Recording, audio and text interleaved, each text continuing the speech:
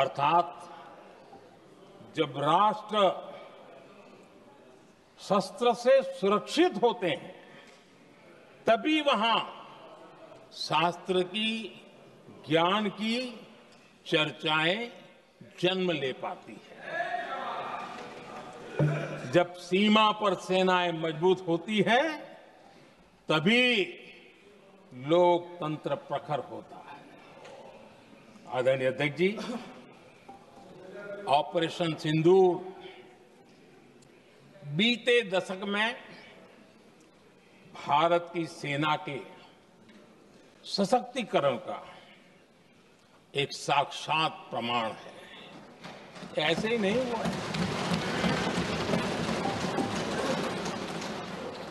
कांग्रेस के शासन के दौरान सेनाओं को आत्मनिर्भर बनाने के संबंध में सोचा तक नहीं जाता था। आज भी आत्मनिर्भर शब्द की मजाक उड़ाई जाती है। वैसे वो महात्मा गांधी से आया हुआ है, लेकिन आज भी मजाक उड़ाई जाती है। हर रक्षा सौदे में कांग्रेस अपने मौके खोजती रहती थी।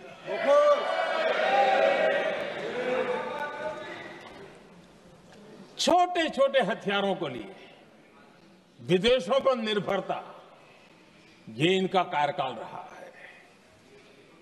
Bullet proof jacket, night vision camera तक नहीं होते थे और लंबा लिस्ट है। जीप से शुरू होता है, बफो, हेलीकॉप्टर, हर चीज के साथ घोटाला जुड़ा हुआ है। आदरणीय अध्यक्ष जी, हमारी सेनाओं को आधुनिक हथियारों के लिए दशकों तक इंतजार करना पड़ा। आजादी के पहले और इतिहास गवाह एक जमाना था जब डिफेंस मैन्युफैक्चरिंग में भारत का आवाज सुनाई देती थी। जिस समय तलवारों से लड़ा जाता था ना, तब भी तलवारें भारत की श्रेष्ठ मानी जाती थी। हम डिफेंस के इक्विपमेंट में आगे थे। लेकिन आजादी के बाद जो एक मजबूत डिफेंस इक्विपमेंट मैन्युफैक्चरिंग का हमारा दायरा था, जो हमारा पूरा इकोसिस्टम था, उसको सोच समझ करके तबाह कर दिया गया, उसको दुर्बल किया गया।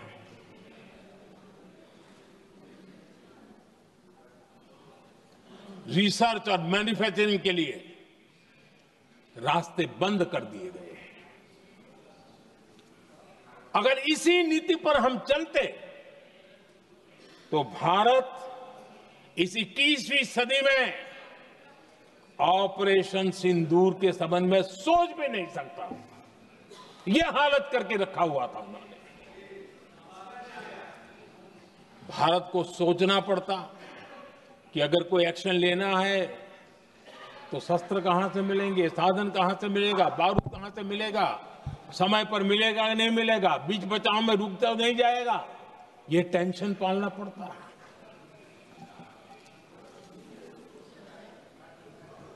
आदरणीय अध्यक्ष जी, बीते एक दशक में मेक इन इंडिया हथियार सेना को मिले, उन्होंने इस ऑपरेशन में बहुत निर्णायक भूमिका निभाई।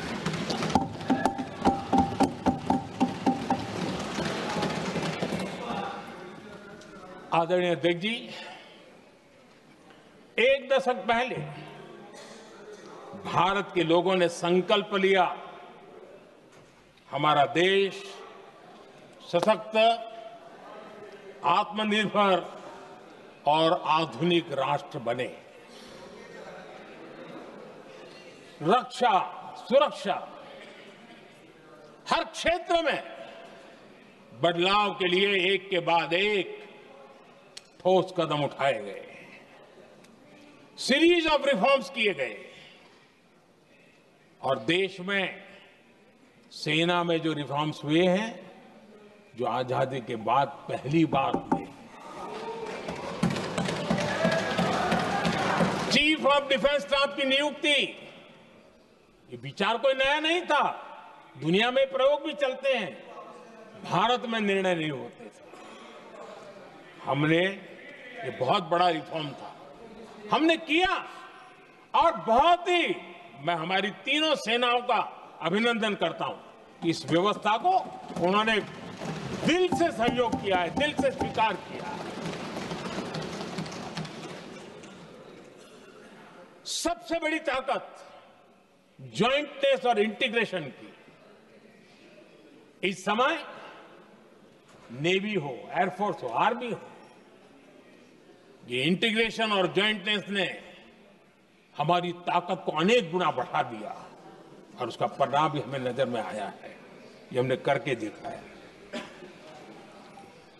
सरकार की जो डिफेंस प्रोडक्शन की कंपनियां थी उसमें हमने रिफॉर्म किए। शुरुआत में वहां पर आग लगाना, आंदोलन करवाना, हड़तालें करवाने के खेल चल रहे थे, अभी भी बंद नहीं हुए हैं, लेकिन देश हित को सर्वोपरि मान करके उन डिफेंस इंडस्ट्री के हमारे जो लोग थे सरकारी व्यवस्था में, उन्होंने इसको मन से लिया, रिफॉर्म को स्वीकार किया और वो भी आज बहुत प्रोडक्टिव बन गए। इतना ही नहीं, हमने प्राइवेट सेक्टर के लिए भी डिफेंस के दरवाजे खोल दिए हैं और आज भारत का प्राइवेट सेक्टर आगे आ रहा है। आज स्टार्टअप्स डिफेंस के क्षेत्र में हमारे 27-30 साल के नौजवान, टियर 2, टियर 3 सिटी के नौजवान, कई कुछ जगह तो बेटियां स्टार्टअप का नेतृत्व कर रही है। डिफेंस के सेक्टर में सैकड़ों की तादाद में आज स्टार्टअप काम कर रहे हैं। ड्रोन्स, एक प्रकार से मैं कह सकता हूं, ड्रोन्स की जितनी भी एक्टिविटी हमारे देश में हो रही है, शायद एवरेज 30-35 की उम्र होगी जो लोग कर रहे हैं, वो सारे लोग, और सैकड़ों की तादाद में कर रहे हैं।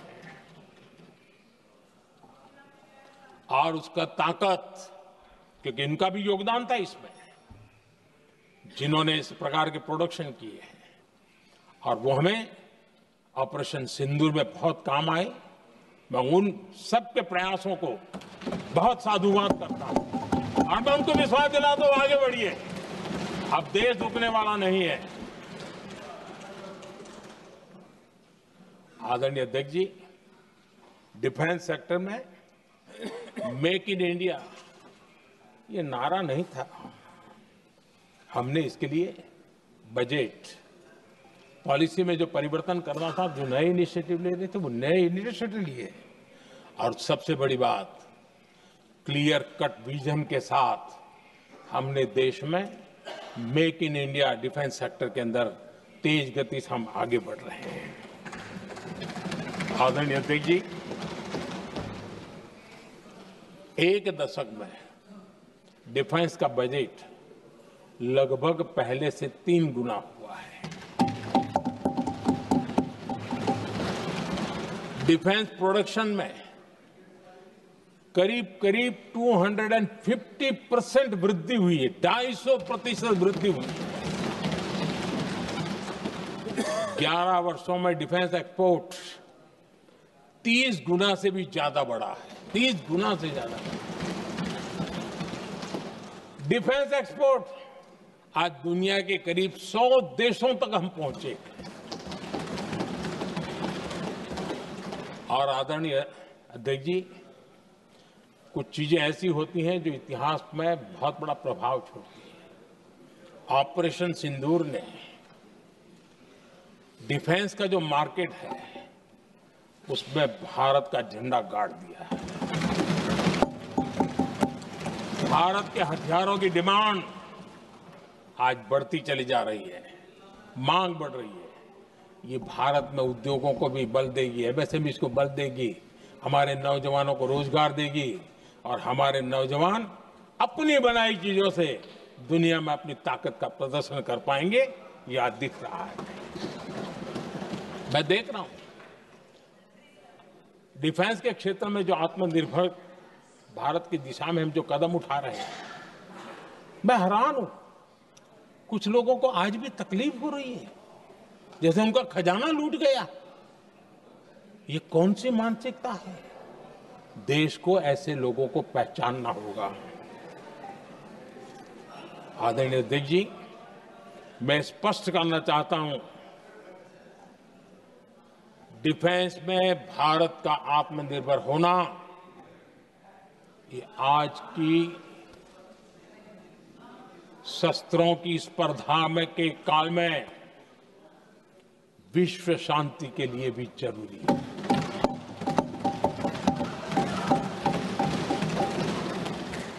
मैं पहले भी कह चुका हूं, भारत युद्ध का नहीं, बुद्ध का देश है। हम समृद्धि, शांति चाहते हैं, लेकिन हम ये कभी न भूले कि समृद्धि का और शांति का रास्ता शक्ति से ही गुजरता है।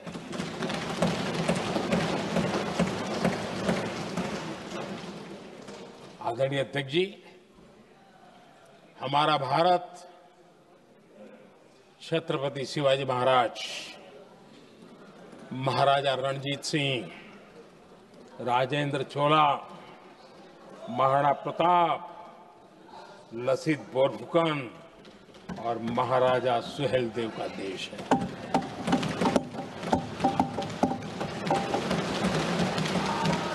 आदरणीय अध्यक्ष जी, हम विकास और शांति के लिए सामरिक सामर्थ्य पर भी फोकस करते हैं। आदरणीय अध्यक्ष जी, कांग्रेस के पास नेशनल सिक्योरिटी का विजन न पहले था और आज तो सवाल ही नहीं उठता है।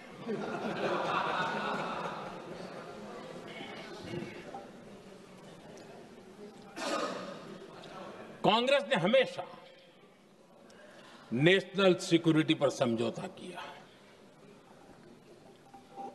आज जो लोग पूछ रहे हैं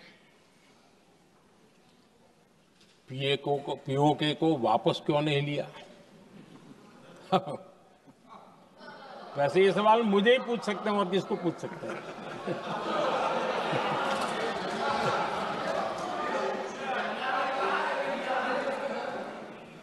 लेकिन इसके पहले जवाब देना होगा पूछने वालों को। किसकी सरकार ने पीओके पर पाकिस्तान को कब्जा करने का अवसर दिया? जवाब साफ है, जवाब साफ है। जब भी मैं नेहरू जी की चर्चा करता हूं तो कांग्रेस और उसका पूरा इकोसिस्टम बिलबिला जाता है, पता नहीं क्या है। आदरणीय अध्यक्ष जी, हम एक शेर सुना करते थे, मुझे ज्यादा इसका ज्ञान तो नहीं है लेकिन सुनते थे। लम्हों ने खता की और सदियों ने सजा पाई। आजादी के बाद से ही जो फैसले लिए गए उनकी सजा आज तक देश भुगत रहा है।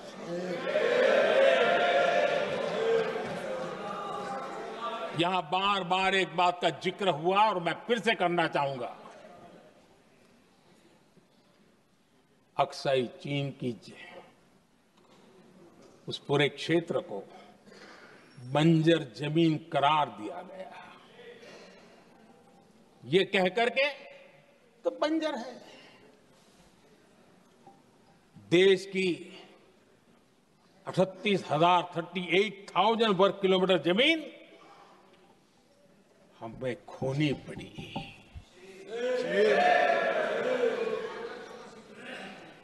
आदरणीय अध्यक्ष जी, मैं जानता हूं मेरी कुछ बातें चुभने वाली है। 1962 और 1963 के बीच कांग्रेस के नेता